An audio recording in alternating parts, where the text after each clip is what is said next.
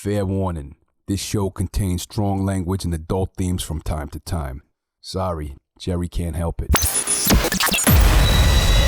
Sick Boy Wolfgang Productions presents The Offering with Jerry Horror. A deep dive into the history of film and its filmmakers. Mostly horror, always genre.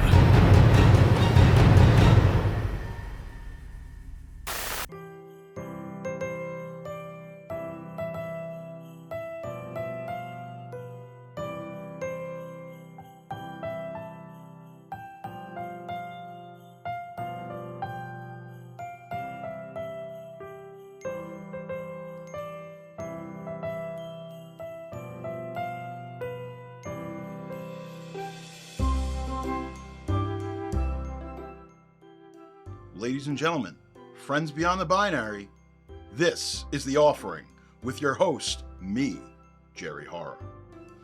Sometimes I like to sit in my chair and reflect about the year that has come to pass. Quite shortly, it'll be 2025, and I'm just thinking to myself, well, here we are. It's the final Offering episode of the year. So of course we had to go big or go home, and we brought this bitch to YouTube, because that's just how we roll. But more importantly, I think this is a time to be grateful. To be grateful for friends, to be grateful for family. Look, the holidays are stressful. Let's face it. You got to deal with all the bullshit with your family. Maybe you got married, and now you got to deal with your family's family, and the in-laws, and the kids, and all this bullshit. So this, the Offering Christmas Spectacular, is your opportunity to spend some time with old Uncle Jerry, hang out, have some eggnog, maybe smoke some Grinch, and get this holiday poppin'. Chef's kiss. That's right, we're doing it, baby. You're here, I'm excited. And boy, we have got a barn burner today. Ooh, daddy! You should be informed that this is the greatest Christmas sequel of all time, but we will get to that. I'm so sorry. Sometimes I digress, but here we are. And you could have been anywhere in the world, but you're here with me, and I respect that, and I like that, and I appreciate it. My mom loved Bruce Willis, and I remember going to see so many of these films with her. She loved that man. When he debuted on Moonlighting, it was fantastic. His performance, everything, Sybil Shepherd, it was a callback to a different era, and it was refreshing. They had that Al Jarreau theme song, which was kind of like a yacht rock thing. You know, somebody, oh, I don't really know the words, but whatever. Moonlighting was a cultural phenomenon. People were tuned in. And ultimately, where they went wrong with Moonlighting was that Bruce Willis had this burgeoning film career. Fortunately or unfortunately for the show, there were wide swaths of time where he was not on the show. And that's definitely a problem when it's a two-hander with him and Sybil Shepherd. At some point, they even introduced another love interest, and that was Mark Harmon from Summer School, which, if you don't know, is a fantastic film, and you should definitely give it a watch. So, listen, my mom loved Bruce Willis, and I will tell you, in the pantheon of great stars of the 80s and 90s, Bruce Willis, absolute legend. Now, when that first Die Hard movie came out, they had this wicked trailer, and you can go watch it now. Don't go watch it now. Watch this and then go watch the trailer. But the trailer said, this movie's going to blow you through the back of the theater. And I was like, holy shit, through the back of the theater. I had my little fat kid shorts on and my Dr. Pepper, and I was all excited. And it blew my mind. I still think it's one of the greatest action films. In the pantheon of action films, you put it up there with Lethal Weapon, Terminator 2, it's a banger. Believe it or not, most recently on the Joe Blow website, they cited Die Hard as the #1 action movie of all time. And they're not wrong.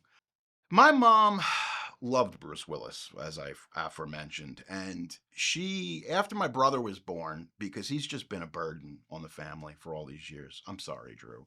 It is a time for family, but no, not sorry. My mom went through a really bad time with postpartum depression. And it was bad. You know, if it's something that you've never had someone go through or you've gone through yourself, postpartum depression is a real phenomenon. And I remember her being so happy and seeing this movie in theaters. I mean, it was like this aha moment, you know, the light bulb went off and my mom was back. And I can thank Bruce Willis and the lovely people who made this film.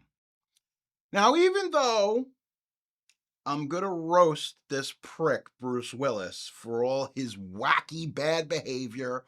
We love you, Bruce Willis, and I want you to know that despite all of your terrible behavior throughout your career off screen, he was a notorious diva, tough to work with.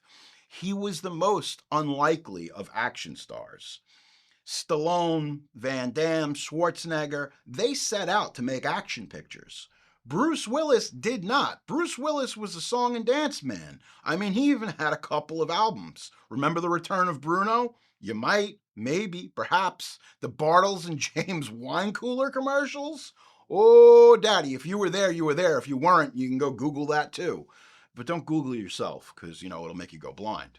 In all seriousness, though, Bruce Willis was an icon, absolutely, but he did not want to be an action star. That is one thing for certain that we have learned over the years. So, with that being said, this Christmas spectacular is dedicated to my mother. Somewhere she's out there, and I want to let you know, Mom, I love you, and hopefully I can make you proud with whatever this bullshit is, but this is what I know how to do. So sit back, relax, and buckle up. We're about to take a wild ride.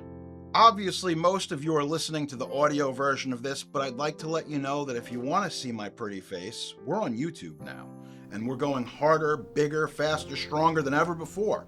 So if you want to take a look at all this handsomeness, take all of this in, maybe even if you're listening to this on the audio, you check out the YouTube. Or maybe you're here on the YouTube. Go subscribe. Go leave us a nice review. It's Christmas, for Christ's sakes. Can't you do something for me? You know, I don't ask for much. I don't have a fucking Patreon. Every week I'm like, oh, send money. Well, subscribe to the Patreon. I'm not going to do that shit because I have a little more class than all the suckers that you've been following. I'm sorry. I just needed to put that out there. Let me compose myself. Regardless of what you may think, one thing is for certain. This film today is the greatest Christmas sequel of all time. And I need you to know that. So, with that being said, hopefully the stockings are hung by the chimney and you don't get cold, because I'll tell you what, this one's a banger.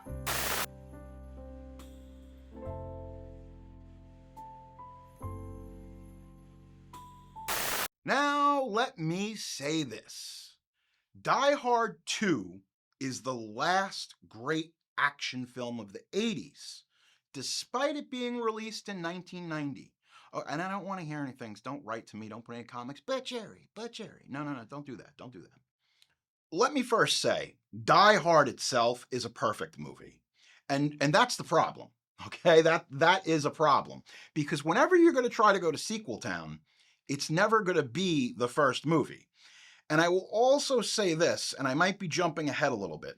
Alan Rickman is like, we talk about the two-hander, you know, Lethal Weapon. It's Danny Glover, it's Mel Gibson. The two-hander in Die Hard is, well, it's got a fantastic supporting cast. But the reason it works is because Alan Rickman is so fucking good. It's not just one of the best action movies of all time. He might be one of the best villains in any action film. So, obviously, unless we brought him back as a ghost, that might have been interesting. You know, you do Die Hard like a Christmas Carol, and you have all the ghosts of all the villains come back. They should have done that, but I have more thoughts on that later. Die Hard's a perfect movie. Top to bottom, like no notes, it's a 10 out of 10. There is absolutely no denying that. So, as we know, whenever you go back to the well, it's the law of diminishing returns. Now, for the record, for the offering completists, this is our second Rennie Harlan film on the offering. The first film that we covered was, well, when Freddy Krueger ruled the world. We did Nightmare 4, sick plug. Go back, listen to that episode. make sure you're a little drunk, because whatever. It's fine. But Rennie Harlin is one of my favorite directors, especially of the 90s. And he just burned so bright. And now, he's not working on stuff that I'm into. Like, he's doing the Strangers trilogy. It's fine. Hey, look, I like the guy. I'm glad he's getting a paycheck. But he hasn't really put out a banger in a long time. So, despite everything that transpires during the making of Die Hard 2, Rennie Harlin was just happy to be there because he was shooting Ford Fairlane, and 20th Century Fox looked at the dailies and they said, this is our guy. Like, there were a lot of fans of Nightmare 4 at Fox, and they said, listen, we think this guy is the director to make this Die Hard sequel. He's going to be able to pull it off. John McTiernan wasn't interested. He was on to other projects, obviously. And it was one of these things where they figured, hey, if we get a young up-and-coming director, we can control him. Because again, now we're getting into sequel town, and as we all know, one thing that plagued 20th Century Fox, all the films that we've covered from the 80s and 90s, they had a lot of control. Even, you go to stuff like Fight Club, and they were changing things and demanding things, and that movie still ended up being a masterpiece, so it is what it is. But studio interference was always the name of the game for 20th Century Fox.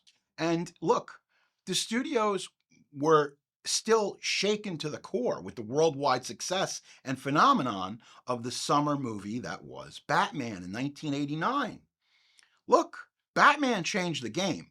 Batman even pissed off Sly Stallone. Stallone was like, well, I don't have to wear muscles. He's got muscles in it too. What am I going to do? I'm all by myself now. So yeah, that happened, and it changed the landscape. So obviously, you're going to head into anything post-Summer of Batman, and there's going to be ripoffs. We get a bunch of them in the 90s. We get a bunch of kind of Batman ripoffs, but the first big one, which was 1990, got rushed into production because of Batman, was Dick Tracy. And I mean, listen, Dick Tracy's a fantastic film. Like, say what you will about it, but it's got a great supporting cast, great practical effects, the music's good, you got Warren Beatty, Madonna. It works for the most part, but it's not Batman. And look, as much as I like Dick Tracy, I mean, shit, they even got Danny Elfman to do the soundtrack. So, they're definitely aping the success. Here's the thing. No matter how cool Warren Beatty is as Dick Tracy in that yellow, jacket, he's never going to be as cool as Keaton or Jack Nicholson in Batman. And let's face it, folks, not much is. So let's journey back into our DeLorean so we can go 88 miles per hour and go back to 1990. Our story takes place in 1990. 1990 was a strange time. It was the summer of sequels. It was a year that brought us 48 Hours, Gremlins 2, Back to the Future 3, RoboCop 2, yes, and even Young Guns 2. Reap it, Murphy, you son of a bitch. If you know what I'm talking about, get that Lou Diamond Phillips out. So, it was no wonder that they were going to make a sequel to Die Hard. The movie made a ton of money. And there's kind of this weird thing with Die Hard, is that every movie is based on a book. Except for Live Free or Die Hard, that's based on an article, which I think is hysterical. But you know what? Saturday Night Fever was based on an article. Fast and the Furious were based on articles. That is the genesis of the story for those films. So this wouldn't be any different. And, No One Lives Forever was the first movie. That's what Die Hard is based on. And this one is based on the book 58 Minutes. Now, director of the original film, John McTiernan, had planned to direct this film, but he couldn't due to his commitment to directing The Hunt for Red October, which is another recommend and a banger. That movie also had Fred Thompson, who's in this. I love Fred Thompson. He's great. He sells it. This movie has a great cast, and at a certain point, despite what producer Pete and director George are going to tell me, I'm going to open my Google machine in my pocket. I'm not grabbing my dick. Not yet. This is a Christmas spectacular. Listen, Rennie Harlin was hired after Fox executives were impressed with those dailies of The Adventures of Ford Fairlane. Now, if you don't know what Ford Fairlane is, well, I'm going to tell you. They decided that white-hot comedian Andrew Dice Clay needed his own feature film. I liked The Adventures of Ford Fairlane. I was the target audience. I loved Andrew Dice Clay as a kid. I said those nursery rhymes. I listened to his tapes. He was great. So if we were going to solidify him as a movie star, he needed his own vehicle. And this is, let me tell you something. Nowadays, you got to do it all yourself. But back in the old days, they used to take somebody who would be a quantifiable star and they would build a film around them. And that was what Ford Fairlane was. And for the most part, it works. Another film with a fantastic soundtrack, great cast. You've even got old Robert Englund, who was friends with Rennie Harlin. He had recommended him as the villain in that movie. So The Adventures of Ford Fairlane, which you cannot get on DVD or Blu-ray anymore. I think you can buy the DVD for like $800 on eBay.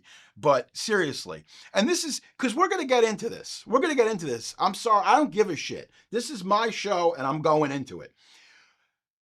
Disney, since they've bought Fox, have been terrible shepherds of all of these 20th century properties. Like they got Aliens going now. We got Romulus, we got Prey, we're getting more Aliens, we're getting more, Predator. But the problem is that they have this fantastic back catalog.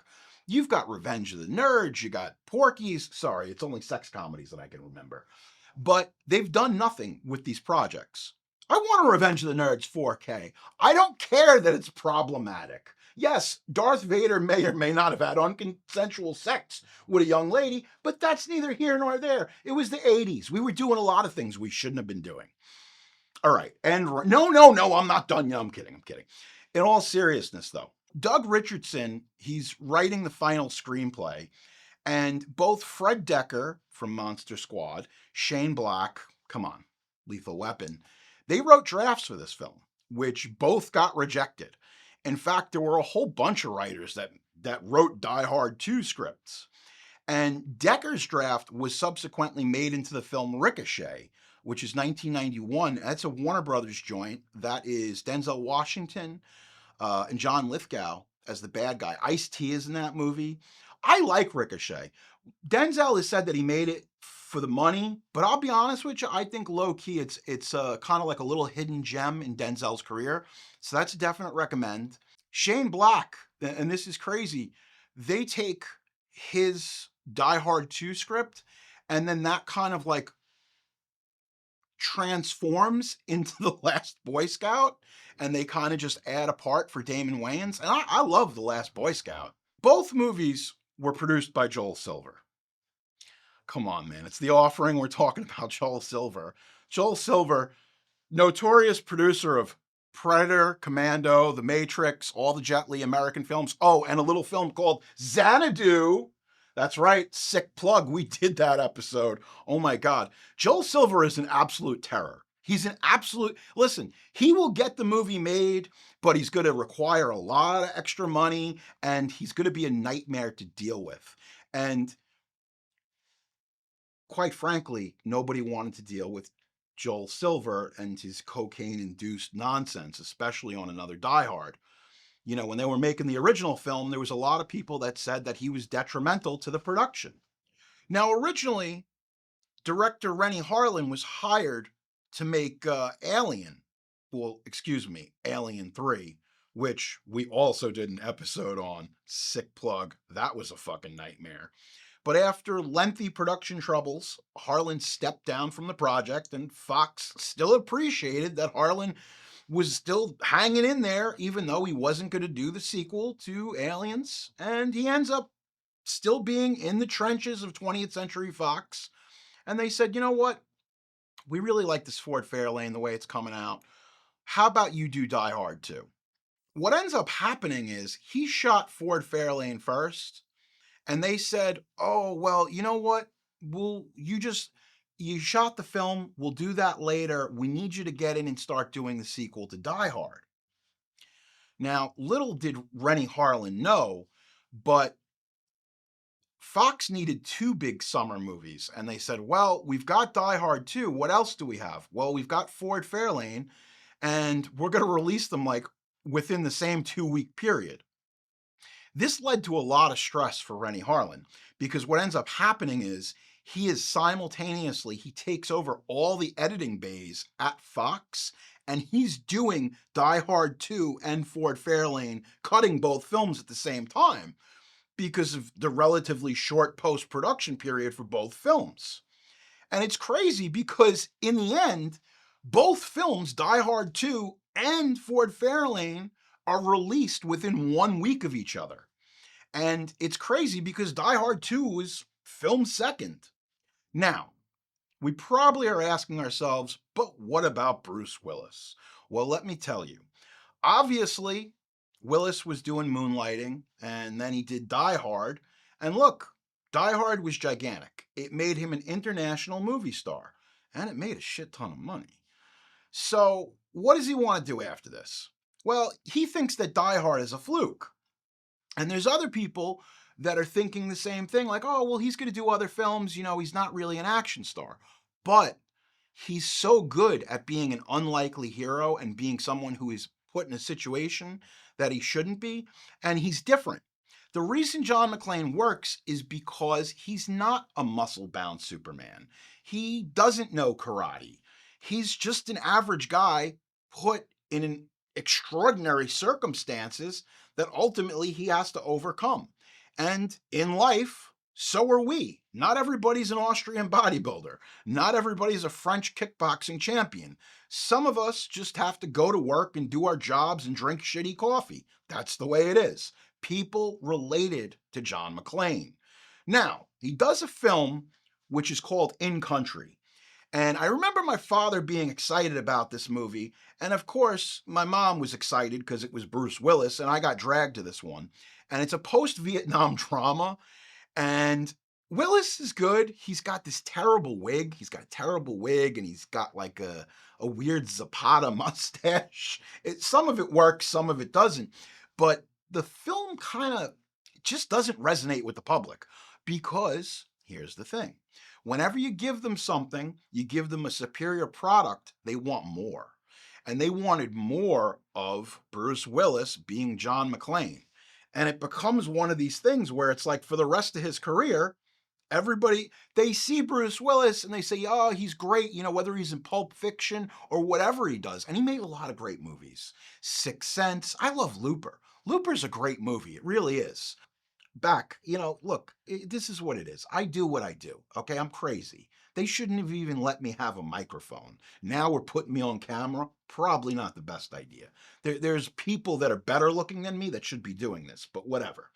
In Country doesn't work, right? But what does work is he does the voice of Mikey in Look Who's Talking. And Look Who's Talking became a juggernaut with a capital J. Holy shit. What's even crazier is, and this I didn't even know this until a week ago, there's all these weird remakes, like foreign remakes. There's an Indian version, there's a Kazakhstan version, there's a Japanese version of Look Who's Talking. And it's the same thing where they got a baby talking and they got somebody who was a well-known star in that territory to do the voice. So it was a winning formula. Also, you know who needed that hit? John Travolta.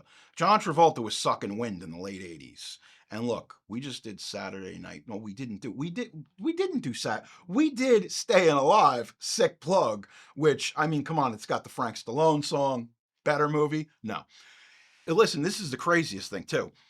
Bruce Willis sporadically appears on Roseanne, and I loved Roseanne. You got John Goodman, great show. It even morphed into this other show, The Connors. And Steven Seagal does show up on an episode. Sick plug, we did it. Come on. What haven't we done an episode on at this point?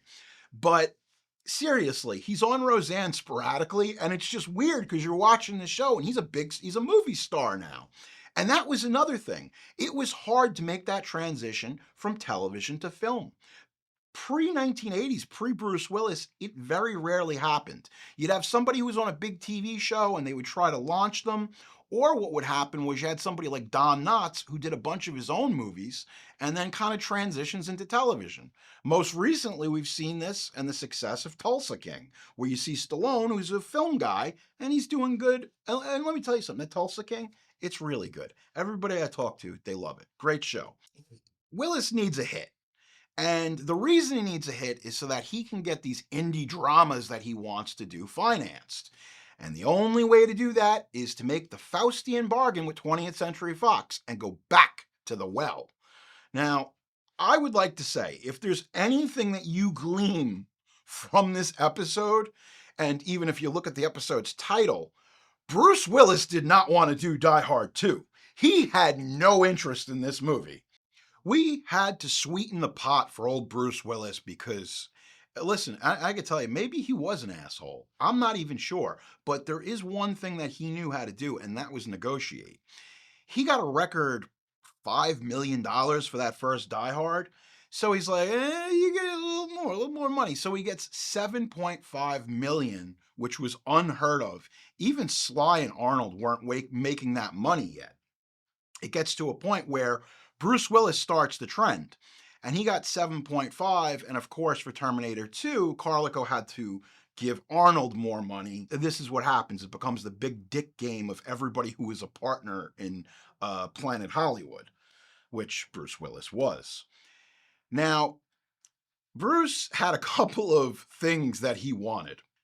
The first demand that Bruce Willis made was that he would be allowed to improvise all of his own lines and not have to follow the script if he chose to, which meant that he was a bit difficult to act against because everybody is learning their sides, they're learning their lines, and Bruce is just doing his own thing. But what I will say is, the first day on set, Bruce does the thing where he's running through the tunnels, and this eventually becomes the teaser trailer for this movie. And they're like, Bruce, just go off. Just say whatever you want to say. And he's like, the same shit happened to the same guy twice. And that becomes the teaser trailer. And it's perfect because it firmly plants the tongue in cheek. Like, yeah, how could this happen again? But it did. And the other thing too is Bruce said, I have to be allowed to smoke cigarettes on set. Because it was 1990 and we were starting to phase out as far as major studios. Smoking's not as sexy as it once was. It killed all the cowboys. So with that being said, we really don't want cigarettes in movies. Bruce says I have to smoke on set whenever I want, much to the chagrin of other actors who didn't smoke. Finally, Willis was given a piece of the profits to sweeten the deal and be allowed to get another film of his choosing greenlit. Leonard Goldberg, who was the president of production at Fox, he wasn't ready to put Die Hard 2 into development. He was being super cautious. But the producers were insistent that they were going to do a Die Hard 2, whether he wanted to or not. And he kind of explained that there was a weird process to making this sequel. It's a process that was kind of overwhelming because as soon as you announce that there's going to be a sequel, every agency in Hollywood starts asking you to meet with their writers or hire this guy, hire that guy, and it becomes a real problem, especially to rein in a sequel to one of the biggest movies of the era. There was a point in time where Goldberg had said, he's like, hey, listen, maybe we just call this movie, instead of calling it Die Hard 2, we call it 58 Minutes. Now, the reason that they wanted to call it 58 Minutes was because the only way that Joel Silver would be involved is if they called it Die Hard 2. And they were like, man, we really don't want to deal with Joel Silver's bullshit. So they came very close to just calling this 58 Minutes. But cooler heads prevailed, and also we've got a brand to protect. Hey kids, we got a brand to protect. In all seriousness though, they would never let you call a sequel to Die Hard 58 Minutes. It's just, no, it's not going to happen because it's product. It's a brand. Die Hard is a brand now. Listen, people have said that working with Joel Silver is akin to having a heart attack. He's just terrible. He's Look, he's a maniac. He's an absolute maniac. And I love Joel Silver, despite all of his bad behavior. Most recently on that Roadhouse, yes, he produced, because he produced the Patrick Swayze Roadhouse, he was entitled rights. This guy's smart, man. Dude, he's a paper gangster. He had to produce the sequel with Jake Gyllenhaal. And that was a big thing, because whether the film was released theatrically or whether it was put on Amazon, he got his money. And there was no profit participation. So there's allegedly a rumor that Joel Silver pocketed a ton of money from this new Roadhouse. And there's people who said, look, even if we have to do a sequel, we don't want him involved. We'll pay him off. He's a terror. And I will say this, Joel Silver, if you're out there and you need somebody as a biographer, or you want to do an audiobook, you want me to interview you, I'm the guy. Because I'm crazy, and I know you're crazy too. So we can work together, and we can make this work. Listen, I'm telling you, Joel, you know I got the chutzpah. Is it chutzpah? I don't know Yiddish, but I got the cañones, whatever that is. What is it? Is it balls? I don't know. So once it was called Die Hard 2, they used that in the sequel, because that was what Silver's contract had to come in, and of course his stipulations kicked in.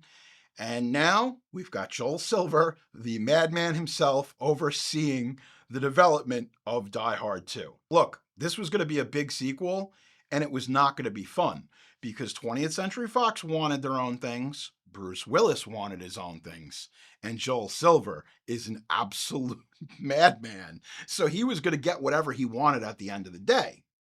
Now, there were people at 20th Century Fox, as well as other interested parties, that were just desperate to keep Silver off of this movie. The plan to launch Die Hard 2 was ingenious in its simplicity.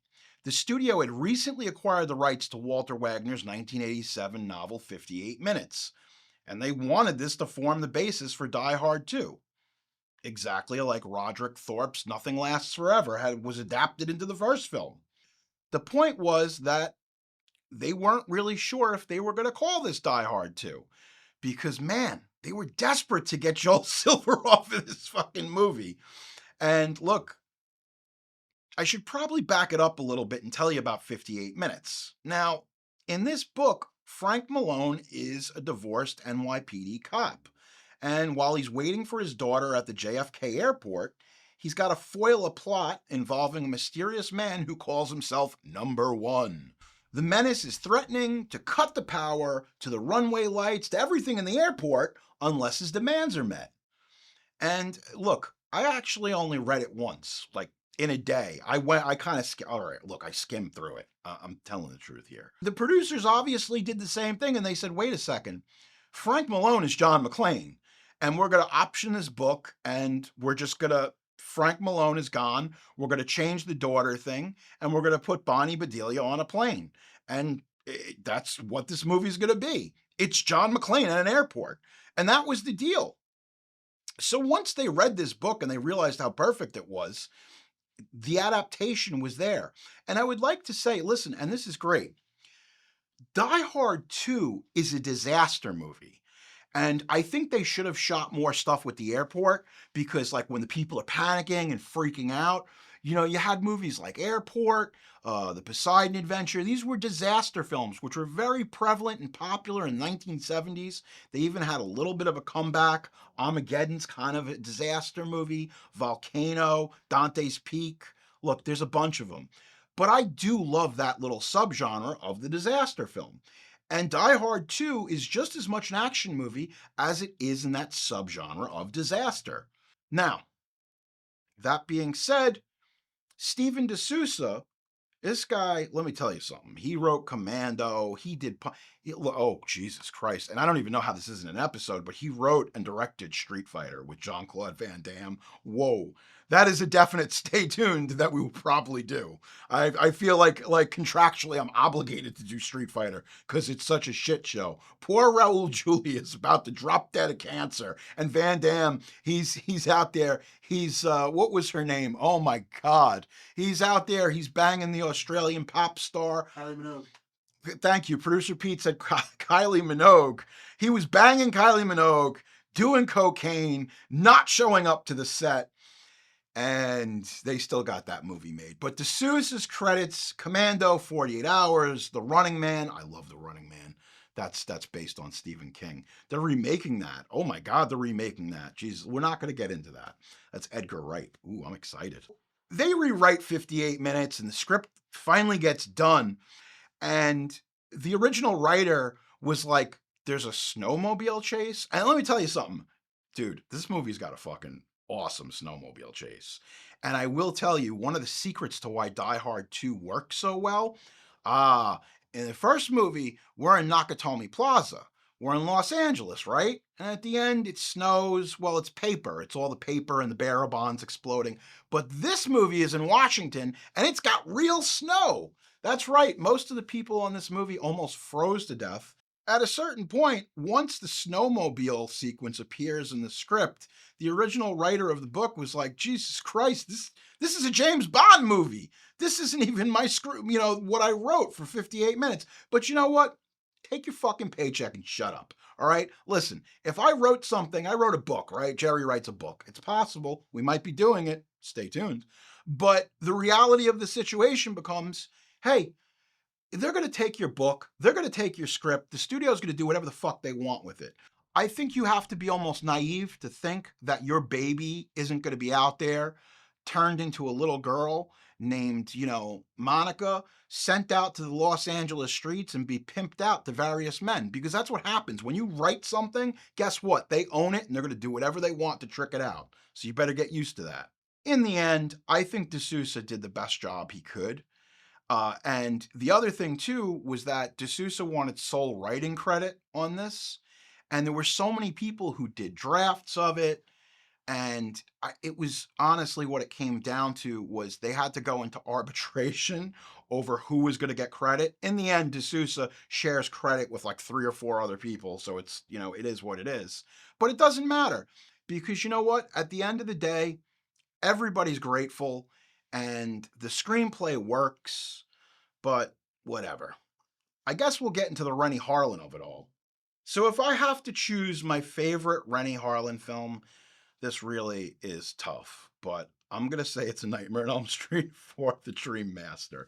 I really love that movie. His other films, okay. And I don't want to pick because I'm going to say this. Cliffhanger, which is Die Hard on a Mountain, yes, there we are. We got to say it. Cliffhanger is great. The Long Kiss Goodnight is great. Deep Blue Sea is great. Let's see what else we got here. Cutthroat Island is pretty terrible. The less said about that film, it probably will end up.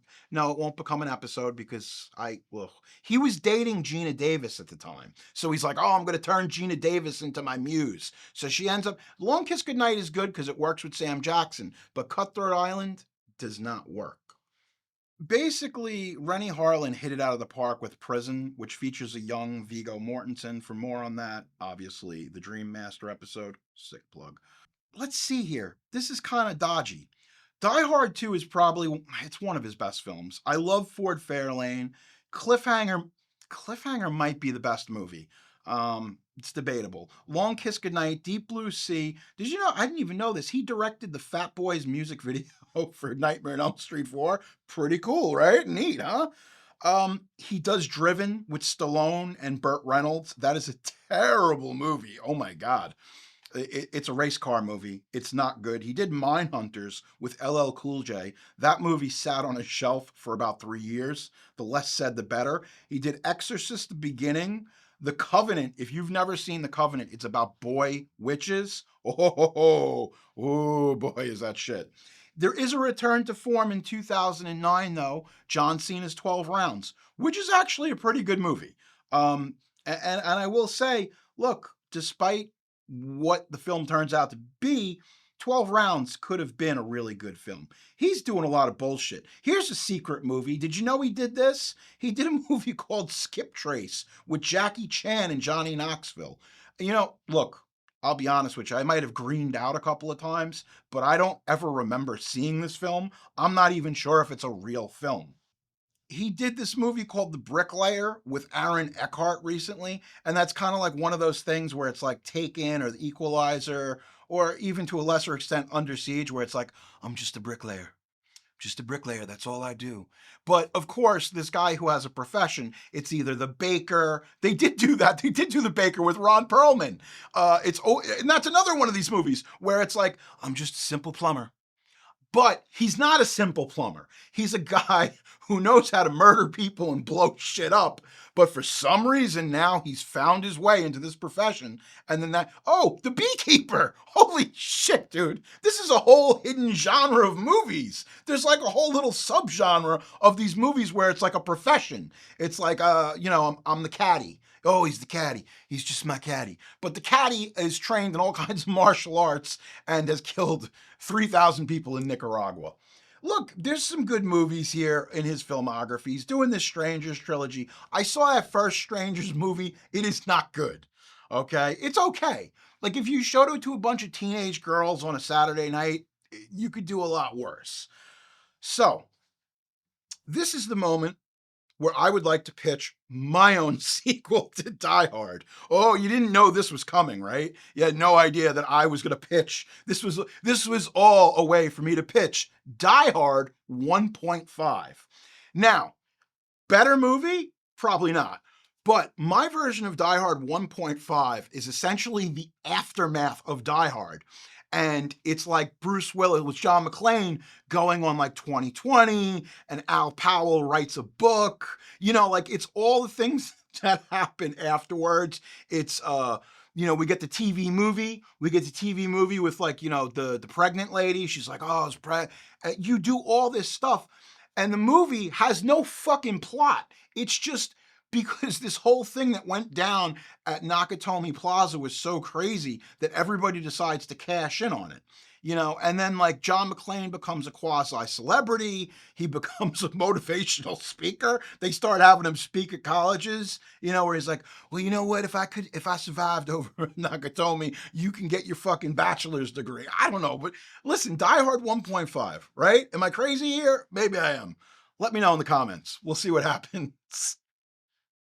I mean, look, do you need to know the plot of this movie?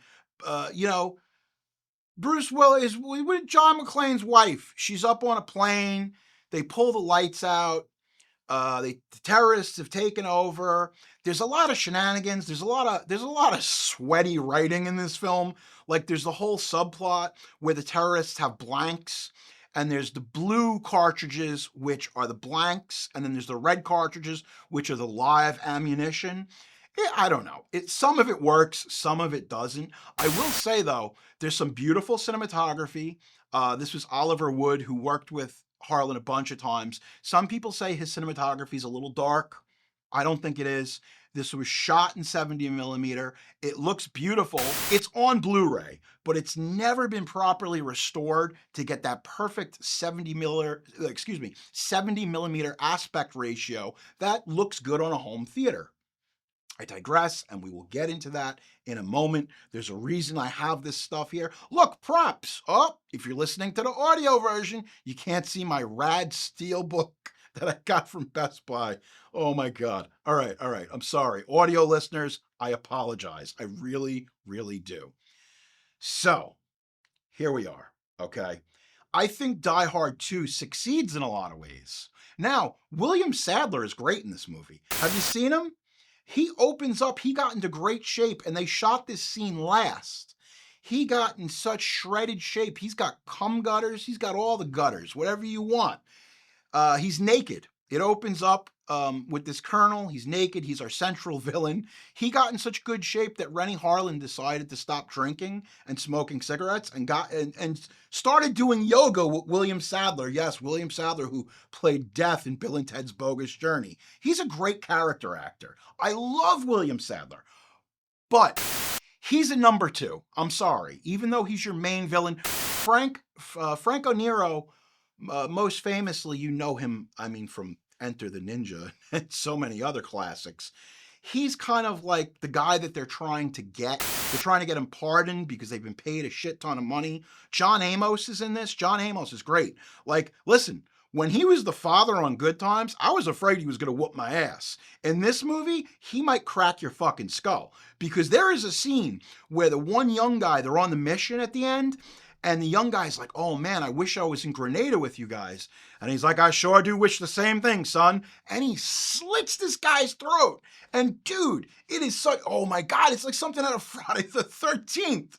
And it's like, holy shit, the dad from Good Times just cut a guy's throat. What are we watching? What are we doing? Is grandma in the room? Did she just get moist? I don't know. Maybe she did. Look, I'm going to get into the casting here because the cast is wild. I will say one thing. This movie needed more Reginald VelJohnson. No, those scumbags who were making Family Matters wouldn't let him out of his contract so that he could do Die Hard 2. There was a bigger part because there's this guy who's like the maintenance guy in Die Hard 2. And that was supposed to be Reginald VelJohnson. Reginald VelJohnson was with his family, and they were going to get together, and it was going to be this big Christmas thing. So fuck you, producers of Family Matters. Fuck you, Steve Earl Urkel, especially you, Jaleel White. I see you. I see you. You fucked Die Hard 2 because I could have had big old chubby Al running around and oh man, they could have gone on this adventure. But guess what? He has to wait until he gets a black friend. And that black friend ends up being Samuel L. Jackson. Samuel L. Jackson stealing money from Reginald VelJohnson and eating off his plate. Better movie? No. Jackson's phenomenal. Oh, if I may, I'm sorry, if I may, Die Hard, best movie. Second best Die Hard movie, Die Hard with a Vengeance. Third best Die Hard movie, Die Hard 2. Fourth best, Live Free or Die Hard. And then there is the movie that I don't even think exists, where I think the aphasia started kicking in for Bruce Willis, unfortunately. A Good Day to Die Hard with Jai fucking Courtney.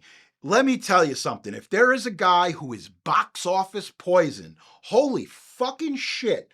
They had him. They cast him as he was the Kyle Reese in Terminator Genesis.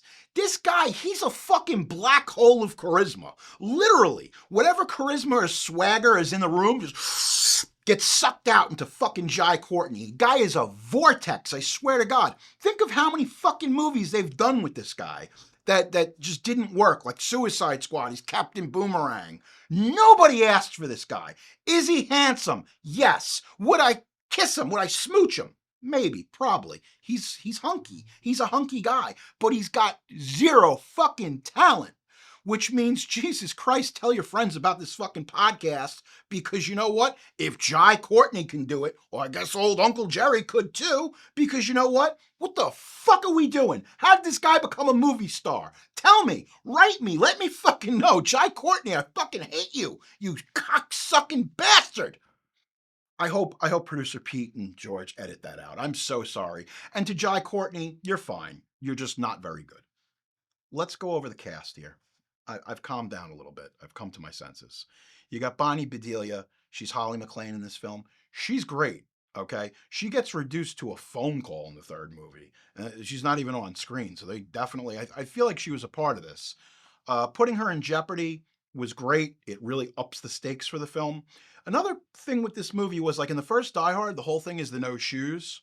So everything with Die Hard 2 becomes like, ooh, remember all your favorite tropes from the first movie? Remember all your favorite characters? Well, they're back, sort of. The trope in Die Hard 2 is that McClane keeps stealing people's jackets. Like he starts out, he's got this cardigan when he shows up. It's a nice sweater, cardigan, whatever it is, very nice. I tried to find one that matched it. All I could find was this Chevy Chase thing, and I think that works. I think that's nice. So he keeps stealing people's jackets. So the whole thing is, instead of the shoes, like he can't find shoes in the first movie. This one, he's always cold. He's always trying to find a way to stay warm. Eventually, he steals the maintenance guy's jacket. He steals one of the other guy's jackets. So it's a thing. We're doing a thing. You got William Atherton, who obviously was Walter Peck in the Ghostbusters films. And I feel so bad. You know, he went through a hard time because people used to go up to him on the street and they'd say, hey, Dickless, because of Ghostbusters. And at one point, William Atherton ran into Ivan Reitman on the streets of New York one day. And William Atherton says, he goes, I want you to know you fucking destroyed my life with that line. He's like, I know Ramis wrote it, But Jesus Christ, like people, so for years, people would run up to poor William Atherton, who's also in Real Genius. I love Real Genius. He's great, but once he did Ghostbusters, he got typecast as an asshole. So he's in this movie. He I think he gets tased by the old lady. There's a little old lady who has a taser. She says she tased the dog. Fantastic stuff. We know that Reginald VelJohnson got robbed. We know that. Let's not talk about it. You got Franco Nero as Esperanzo. Functional, it works. You got William Sadler. You needed somebody stronger as the villain. You got John Amos in this film, and he's fantastic. Let's see who else. The secret. The secret to Die Hard 2. Dennis Franz. Dennis Franz is a cop who's in Washington, D.C., who talks like he's from Chicago. He's got a bottle of Malort. He's got some sausage. But hey, McClane, what the fuck are you... Listen, this whole movie works because of Dennis Franz. I'm telling you, after this episode, please go and watch Die Hard 2, and you're like, Dennis Franz is my favorite part of this film. He's so good, and he's such a cocksucker. And it's great because, like, McClane is calling him fat. He's like, you pudgy fuck. He calls him fat like no less than 30 times in this movie. Fantastic. Chef's kiss. Oh my God. Fred Thompson, who's he's running the airline or whatever. He's great. You know who Fred Thompson is. I don't need to go into who that is. I'm just trying to find. Oh shit. Young Robert Patrick. This is a year before they made Terminator 2. And you know what? The T-1000 was almost played by Billy Idol. And Billy Idol got into a nasty, nasty motorcycle accident and was replaced last minute with Robert Patrick. So, I don't know. Kind of want to see that version with Billy Idol. I guess in some other Spider-Man Far From Home universe, there's the T-1000. It's a nice day for a T-1000. John Leguizamo. This is one of John Leguizamo's first parts, and they dub him. It's not even Leguizamo's voice. You think that he's talking, but he's not talking. I forget the name of the actor. I don't give a shit. He played Meat in the Porky's trilogy, and the famous Porky's trilogy. Who are we kidding here? It's not bad. Meat is in this movie. And let me tell you something, Mark Boone Jr., Vondi Curtis Hall, this movie, it doesn't have like your Al Leong, because what does? But you've got a really fantastic supporting cast.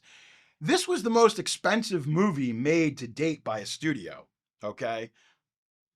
This thing cost upwards of $70 million, but the rumor is that it was more like $100 million because they had to build all these sets. And if you go and look on the DVD, you get to see how they built this indoor airport and all these other things. Some of the stuff they shot on location, like the airport is actually not in Washington, but it's LAX. And they were using parts that were empty at the time. So this movie was, got a little bit that was shot in Canada because they needed the snow. And let me tell you something, when they went to Canada and they were shooting this movie, holy shit, was it cold. Oh my God. Bruce Willis almost got hypothermia because he was out there and it was so cold. They're getting the last shots of the film when he's saving her off the plane. It was a disaster. I mean, honestly, most of the cast almost fucking froze to death. So what they were doing was they were warming everybody up. They would have these little tents. Everybody would run outside, go to the plane, whatever, do the shot, run back to the tents. But it was a bad time. So Rennie Harlan was saying it was like one of the fastest things they shot. Like they shot the whole ending of the movie in Canada in like 10 minutes because they just needed to get the fuck out of there. It's got a great supporting cast. You know, and I think that's why it works. Now, nowadays, you get a sequel to an action movie. Like, for instance, let's talk about Gerard Butler and his secret action movies. Like, they're doing Den of Thieves 2, Pantera. What's the next one? Den of Thieves 3, Primus? Come on. That was a bad joke, but still, it's ridiculous. Why are we doing that? Pantera is a cool title, but I digress. He makes movies like he did Olympus Has Fallen, which is cool, and a lot of people get stabbed, and I dig that. But then you get London Has Fallen, woof, that's a secret sequel. Angel Has Fallen, woof. Jesus Christ, even like most recently Lionsgate output Expendables 4. Ooh, Holy shit, was that a disaster. But what I'm saying is, in comparison to today's action sequels, Die Hard 2 is fucking awesome. So say what you will about this film. And even like when you got Rotten Tomatoes. Now, Rotten Tomatoes, you got 93% fresh for the original film, right? People love Die Hard. It's a classic. The second film is like 69% fresh. Pretty cool. Sick plug for doing the 69, whatever. I don't know how that works. I've never done that. But regardless of that, people give this movie a lot of shit, and they shouldn't, because it's a dope little action movie. Does it live up to the lofty expectations of fans with that first Die Hard? No. But what can? What really does? They tried to make that sequel to A Christmas Story, and Jesus Christ, was that a depressing movie. I watched that movie, goes home, the father's dead. I wanted to fucking kill myself. That movie should come with a bottle of Malort. Because after you're done watching it, you're going to take it to the head and say, you know what? I miss Darren McGavin. You know, I don't know. Okay, let's bring this motherfucker home. All right, you ready? Let's go. So, where does Die Hard 2 succeed? The fantastic supporting cast. And this is largely absent in the fourth and fifth films. Die Hard with a Vengeance, great cast. They start to lose that. And don't get me wrong, Live Free or Die Hard, you got a lot of good stuff going on. Justin Long works, a lot of it works, but most of it doesn't. Let's get to the release of this fucking, let's get to the release. They realized this was, even though it's a Christmas movie, yes, Die Hard 2 is a Christmas movie. I can't believe I have to say that, but for all of you in the cheap seats, yes, it is. It was released July 3rd, 1990. The estimated budget was $70 million. But I don't know, after Joel Silver's bullshit, because there were like things where like, I need more money. And that's a Joel Silver move. He needs more money. Opening weekend, $21 million, almost 22. July 8th opens up in Canada. Movie did $117 million in North America. Worldwide, it did $240 million. That is $250 million adjusted for inflation. That's close to $600 million in today's money. Inflation is crazy. Movie clocks in at 2 hours and 4 minutes. It's perfect because it's a disaster film. If it was a straightaway 90-minute action film, wouldn't work. It was shot in 70 millimeter. This was 6-track. This was Dolby Stereo. This was one of the first movies that used the SDDS surround. Even though it was shot on 70, they end up distributing it in 35 millimeter with 4-channel sound. But I will tell you, I saw this in theaters with the whole family, and the surround sound, because this was like the beginning of THX and all these things that they were developing. Oh my God. This was like, whoa, this is a loud movie. And again, what they did with the first movie was, a lot of times you would have guns in movies, and they were using the same stock gun sounds. With Die Hard, what McTiernan did was, he's like, no, we're going to go get all of these new machine guns, we're going to fire them on a fucking set, and we're going to get the way they really sound. So Die Hard, like the mix is brilliant. Die Hard 2, it's got a brilliant mix as well, and it's real guns. The devil is, especially with filmmaking, you don't realize it. You probably didn't know that those were real guns, not on set, but the noise, your brain does. And let me tell you something, they are loud as F. See, this is a family-friendly show. I still can't believe this movie sits at 69% fresh. I think the passage of time and some shitty sequels, especially Good Day to Die Hard, after that movie, this truly makes this sequel shine brighter. You know what? I'm going to tell you, that being said, the first film, stone cold classic, obviously.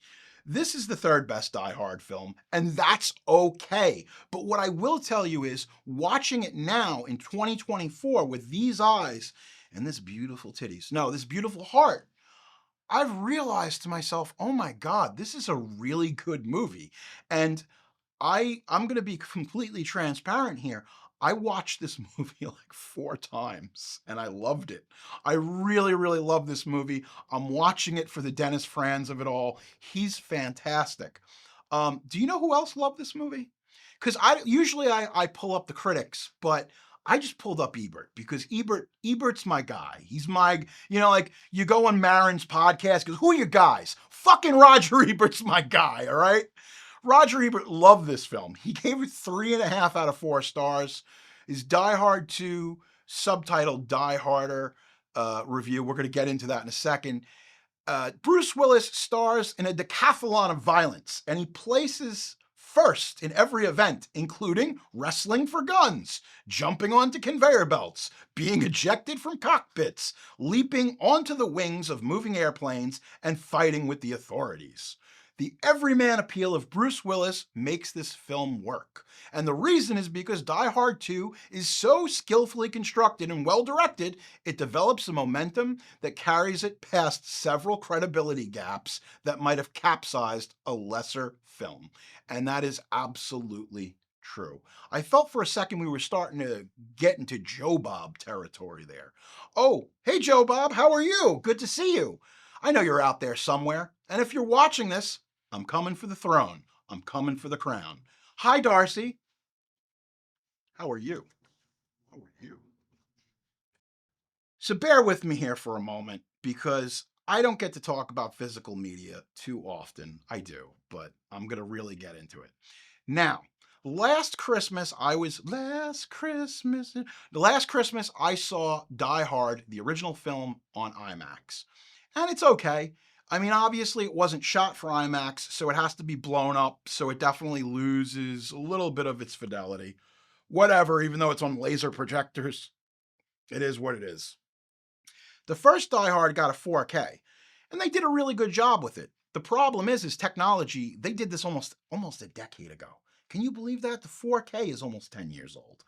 And we've had so many significant changes in the way that we remaster films that Die Hard itself is ready for another 4K. That's where we're at. We've got the box set, and I have 3 different versions of this Blu-ray box set. They've been recycling these discs for over 15 years now. Look, I'd like them all. I really don't care about A Good Day to Die Hard. It's a secret sequel. Let's pretend it doesn't even exist. But I desperately, if there's one film in this series, even more so, because at that point, like they mastered Die Hard with a Vengeance with THX and stuff like that, so it still looks pretty good. Die Hard 2, the aspect ratio is all screwed up. The film looks dark. Even on a Blu-ray, it looks dank. You know, you go to Amazon Prime and they've got Die Hard 2 4K. It's not. It might say that it's 4K, but it is not a remaster. It looks like garbage. So, with that being said, please, I'm not going to ask you guys for money or anything. 20th Century Fox, Disney Studios, 20th Century Studios, please remaster the Die Hard films. Give us a new box set, if not for us, but for Bruce Willis's legacy, because that's all that matters at this point. These movies are classics. You know, the first film, it belongs in the AFI. It's a great movie. The second film, not so much, but I like it. It's good. Dennis Franz, Chicago. Hey. And then he's got his brother at the end of the movie, and his brother is like a noted New York character actor. So these two guys, they got to be in the witness protection program, because Dennis Franz is like, he's doing the Chicago. He's like, I'm from Washington, D.C. And then his brother gets out of the car, and he's like, because he gives him the ticket in the beginning. And he's like, come on, McClane, it's Christmas. And he's like, it sure is. These two brothers, one from New York, one from Chicago. What are they doing in Washington, D.C.? I want to see that movie. Better movie. Well, before I tear into these old Christmas cookies, it's time for me to talk about my favorite thing. It's my favorite part of the show. And you know what time it is, kids. Unhinged Reviews. Yay! I culled these all from Amazon because I'm a lazy cunt, and that's just the way we're doing this. Travis Goober. I cannot believe this. The guy's screen name is Travis Goober. Worst one of the series, 1 star. This was not in all capitals, a good film at all. The first and fourth ones are the best. Look, I love Live Free or Die Hard. It's great. I put it on my knuckles. I saw Live Free or Die Hard, and I said, oh my God, I need a tattoo. It's Justin Long. He's blowing my mind.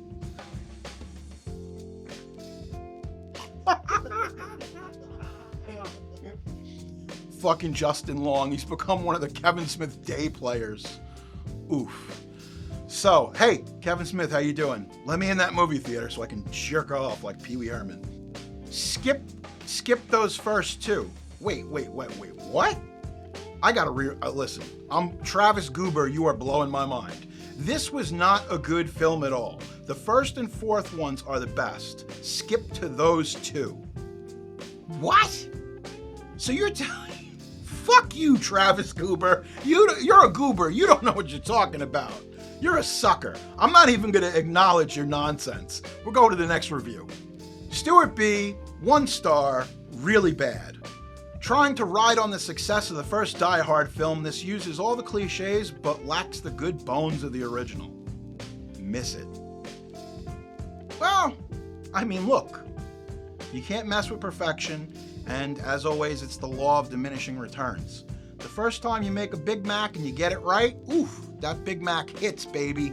But the 4 billionth one, it's good, but it's just another Big Mac. Kevin O'Reilly, 2 stars. Whoa, Kevin, generous cunt. Whoa! I hadn't seen it. Well, what are you doing? What, are you living under a rock? That's his title, I hadn't seen it. I never saw it, and now I know why. A genuinely terrible script and an all-around dumpster fire of a movie. It's not that bad. Like, what are you talking about? You don't know what you're talking about. Like sick plug, we saw Cyborg. You've seen Cyborg 2? It's fucking terrible. And guess what? The first Cyborg's pretty terrible. And no, I will not. I will not. That's why these are unhinged reviews, because you don't know what you're talking about, whoever you are on Amazon. All right, one more. I got one more in me. It's the holidays. S.J. Volk, no stars. Whoa. Sequels of Die Hard, symptoms of retard. Die Hard 2. That doesn't even make sense. Jesus Christ. The original movie was fresh and entertaining, but after you've already seen it, why would anybody else who has normal brain cells want to dull them with hours of loud screeching brakes, shattering glass, gunfire, explosions, screaming victims, police sirens, and the bleeding, sweating face of an aging actor? I don't know, but I just got a little hard. So I don't know what you're talking about.